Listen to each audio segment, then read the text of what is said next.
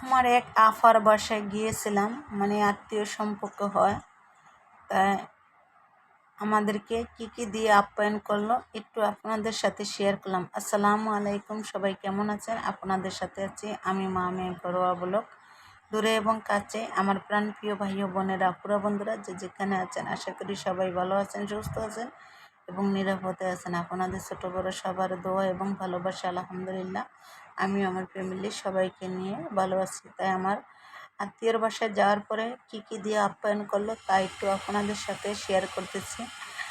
তাই আমার আজকের ভিডিওটা যদি আপনাদের কাছে ভালো লাগে তাহলে লাইক দিয়ে কমেন্ট করে কমেন্টের মাধ্যমে জানিয়ে দিবেন যে আজকের ভিডিওটা কেমন হয়েছে। আর কিন্তু আমার বন্ধুরা লাইক দিতে ভুলে যান না, আপনাদের একটি লাইকে আমাদেরকে বহু দূরে এগিয়ে যাবে। আর একটি লাইক দিয়ে আপনি যদি একটি লাইক দেন তাহলে কিন্তু আরও 10 জনের কাছে পৌঁছে যাবে আমার ভিডিওটা, বা লাইকটা পৌঁছে যাবে। তাই সেজন্য বলতেছি যে লাইক দেওয়ার জন্য কেউ ভুলে যাবেন না। আর যদি ভালো লাগে তাহলে পাশে থাকবেন, পাশে থাকে বেল বাটনটি বাজিয়ে দিবেন। আর আর সাবস্ক্রাইব করে দিবেন যদি ভালো লাগে। আর ভালো না লাগলে তো নয়।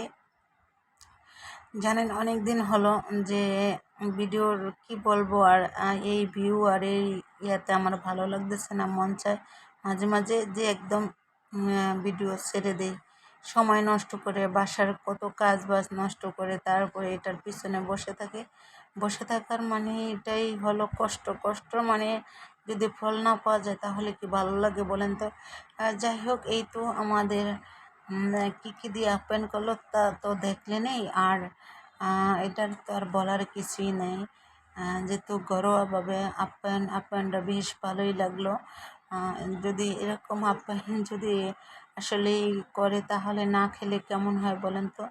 আর না খেয়ে আর পারা যায় না, সব কিছু মিলেই যেমন খেয়ে নিলাম।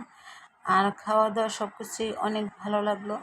আর এই তো দেখেন সোলার বুট বলতেছে, আমারে বলতেছে খেতে।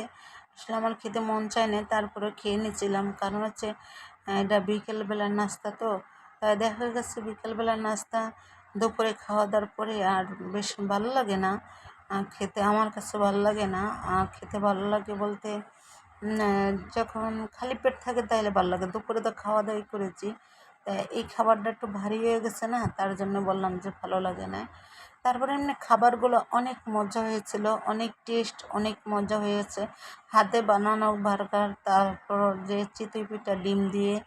তাই আমাদের খাওয়া দাওয়া শেষ। আমার মেয়ে আবার কী করলো, ওই টেবিলটাতে মানে টি টেবিল থেকে ডাইনিংয়ে নিয়ে গেল এগুলো। কারণ হচ্ছে খাওয়া শেষ, ঝামেলা করে লাভ নেই, একটা পান খামো তাই তো ভালো। খাওয়ার পরে একটা পান তো দরকারে, না খায় তো পানটা পারাই যাবে না। তারপরে কী করলাম, 4 জনের জন্য 4টা মানুষ, আমরা 3 জন, 4টা পান খিলি পান নিয়ে আসলাম। কারণ হচ্ছে খিলি পান নেওয়ার কারণ আমরা 3 জনে 3টা খাবো, আর একটা থাকবো, ওইটা ভাবি পরে খাবো। আর খিলি পানটা আমার বেশি পছন্দ না, কারণ হচ্ছে জর্দা বেশি দিয়ে দেয়। তাই সবাই ভালো থাকুন, সুস্থ থাকবেন, আল্লাহ হাফেজ, আসসালামু আলাইকুম।